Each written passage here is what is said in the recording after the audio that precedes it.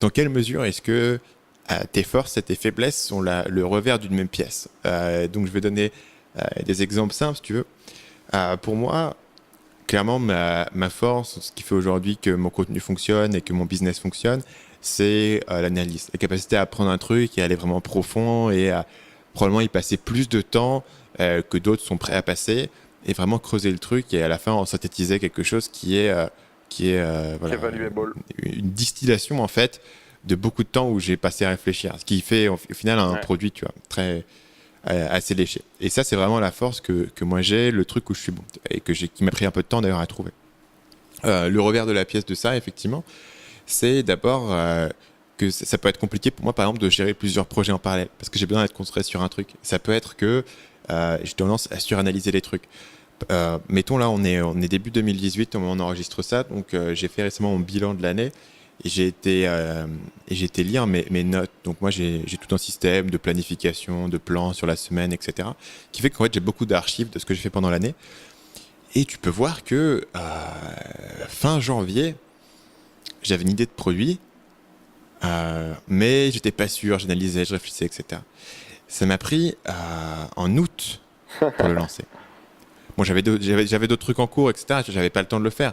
Mais ça te montre que, tiens, tout d'un coup, tu vois, t'as un revers de la pièce. Et pour moi, c'est vraiment le même truc qui te pousse à analyser, à aller vraiment profond, à vouloir faire le truc absolument bien et prendre le temps. Et la raison pour laquelle ça m'a pris jusqu'en août, c'est parce qu'il a fallu que je me bloque 6 semaines en fait pour faire ce truc où Mhm. je faisais rien d'autre. Donc au final, voilà, il fallait trouver une période où il n'y avait pas d'autres projets qui étaient voilà, en compétition. Mais c'est pas la seule manière de faire des formations. Et c'est la mienne. Et je me dis, tiens, c'est intéressant de voir que les deux vont de pair en fait. Et pour toi, tu as dit tout à l'heure que tu avais toujours beaucoup de trucs en cours, que tu avais un peu du mal à être Ouais. focus. Et d'un autre côté, tu es vachement bon pour rencontrer des gens, pour faire des connexions, pour parler de différents sujets. Et je me demande si parfois nos forces et nos faiblesses sont pas en fait la même chose, tu vois, et que Mais un truc est une exactement, force d'une bien sûr. situation et une faiblesse dans une autre. Ouais, ouais, ouais. C'est-à-dire que bah, on le comprend vite. Mon hyperactivité, elle me pousse à avoir ce problème de focus, alors sur lequel j'ai beaucoup bossé, sur lequel les plans de 90 jours m'aident à m'organiser. Mais c'est un débat de tous les jours. C'est un débat de tous les jours. Là, on est le 5 janvier quand on tourne ce podcast. Je rentre en France le 12 janvier. Il me reste 7 jours ici à Bangkok. J'ai 7-8 personnes que je dois rencontrer. J'ai des amis de Kuala Lumpur qui veulent venir avant que je parte à Bangkok. Il faut que je relise mon livre, que je le corrige, que je donne les correctifs au writer pour le finaliser, pour le sortir mi-janvier. Il faut que je mette en ligne ma formation. Il faut que je tourne entre 1 à 2 vidéos par jour. Je suis en train de lancer un mastermind. J'ai 2 autres activités, 2 autres sociétés qui n'ont strictement rien à voir, sur lesquelles on est en train de faire des lancements de produits. Ouais, c'est aussi simple que ça. Le problème, c'est que tu fais des connexions parfois qui sont géniales avec des gens, tu te dis c'est impossible que je laisse passer cette opportunité. Tu as cette énergie, ce drive permanent qui est là, qui est avec toi. Il y a un marché aujourd'hui qui est énorme. Quand tu es un petit peu curieux, tu te rends vite compte qu'il y a des tonnes de trucs à faire. Et du coup, bah ouais, le revers de la médaille, c'est que t'en mets un peu partout, tu as du mal à aller en profondeur. Et c'est là où un mec comme Stanislas Leloup, il me rend ouf, moi, tu vois. Et c'est là où c'est très intéressant d'ailleurs. Enfin, notre relation est marrante.